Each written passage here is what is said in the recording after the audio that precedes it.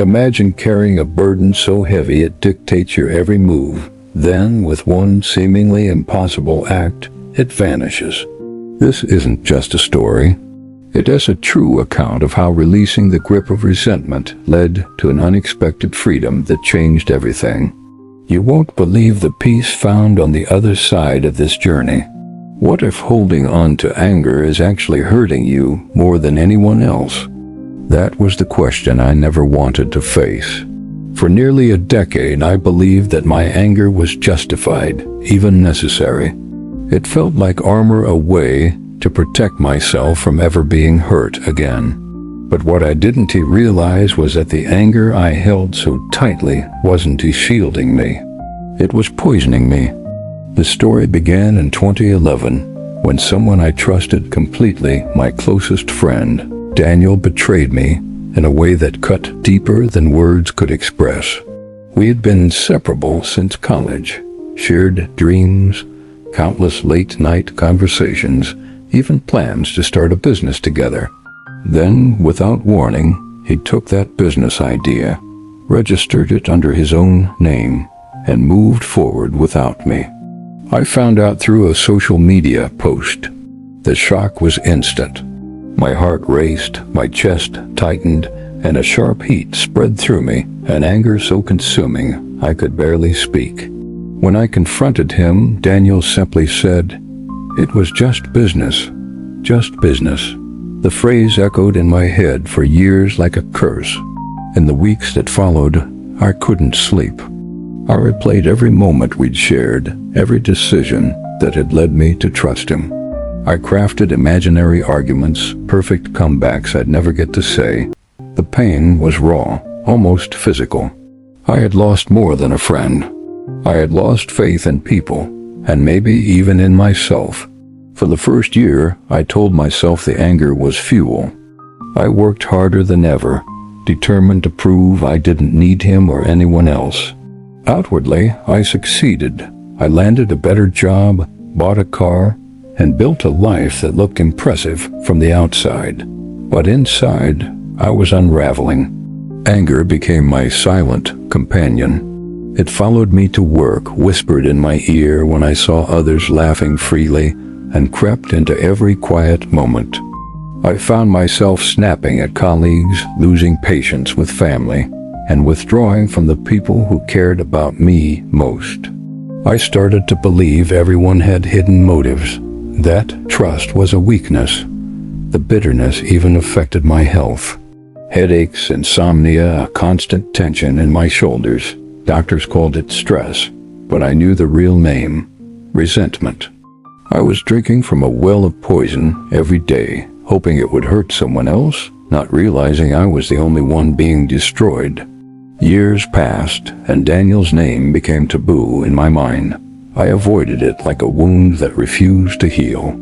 Then one Sunday morning in 2019, I attended a seminar on emotional wellness.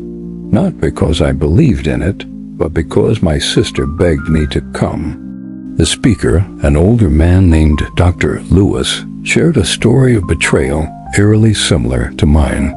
But instead of bitterness, his voice carried a strange calm. He said something that stopped me cold. Forgiveness is not about the other person deserving peace. It's about you deserving peace more than you deserve pain. Those words hit me like thunder. For the first time, I saw my anger not as strength, but as chains. I left the seminar shaken, confused, and oddly hopeful. That night, I lay awake thinking about Daniel, not as my betrayer, but as a flawed human being who made a selfish choice. And for the first time in 8 years, I asked myself a terrifying question. What if I let this go? It wasn't easy. Forgiveness didn't come in a grand, cinematic moment. It came in fragments, small acts of surrender. I started by acknowledging my pain out loud, admitting that holding on to it wasn't helping. Then, I wrote Daniel a letter. Not to send, but to speak everything I had buried. The anger, the disappointment, the grief. When I finished, I cried for a long time. A week later, I sent a real message to him. Just 5 words. I forgive you. Be well." I didn't expect a reply, but a few days later, one came. Daniel wrote, "I've lived with guilt for years. I'm sorry." That was it. Simple, imperfect, but enough. And in that moment, something inside me shifted. The weight I had carried for nearly a decade, heavy, invisible, suffocating, lifted. It didn't vanish instantly, but it began to fade, like fog dissolving under sunlight. The unexpected gift came afterward.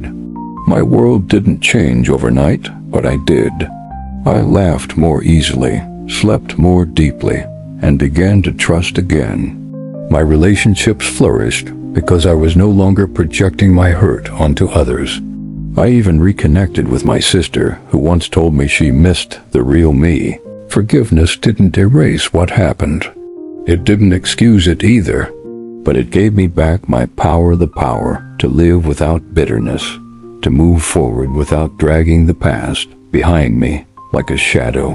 A year after forgiving Daniel, I started volunteering at a support group for people healing from betrayal and emotional trauma. I shared my story for the first time publicly. Many cried, not because it was tragic, but because they saw themselves in it, the endless replay of pain, the desire for justice that never quite comes. Today, when I talk about forgiveness, people often say, "I could never do that." And I understand. I couldn't either until I realized that forgiveness isn't about weakness or surrender. It's about reclaiming peace from the hands of pain. If you had told me years ago that I'd one day thank Daniel not for what he did, but for what the experience taught me, I would have laughed. But I do thank him, because without that betrayal, I might never have learned that the greatest freedom isn't revenge or closure, it's release. And in that release, I found something I never thought possible, peace that no one could take from me again.